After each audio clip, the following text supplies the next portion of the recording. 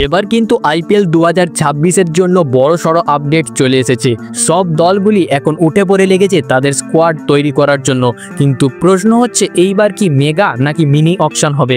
কখন হবে IPL 2026-এর auction? কোথায় বা হবে? কত তারিখে? কটা থেকে শুরু হবে? কোথায় লাইভ দেখবেন? সব প্রশ্নের উত্তর আজকে একসাথে এই ভিডিওতে পেয়ে যাবেন। তাই ভিডিওটা 1 সেকেন্ডও স্কিপ না করে সম্পূর্ণ দেখতে থাকুন। তবে তার আগে আইপিএল 2026-এ আপনি কোন দলকে সাপোর্ট করছেন কমেন্টে অবশ্যই জানান। আইপিএল 2025-এ আমরা পেয়েছিলাম মেগা অকশন, কিন্তু এবার বিসিসিআই আগেই বলে দিয়েছে আইপিএল 2026-এ হবে মিনি অকশন। এবার যেহেতু মিনি অকশন, তাই প্রতিটা দল যত খুশি প্লেয়ার রিটেন করতে পারে এবং যত খুশি প্লেয়ার তারা রিলিজ করতে পারবে। মানে রিটেনে কোনো লিমিট নেই এবং রিলিজেও কোনো লিমিট নেই, পুরোটাই দলের ওপর নির্ভর করছে। এখন প্রশ্ন আছে আইপিএল 2026-এর মিনি অকশন কবে হবে?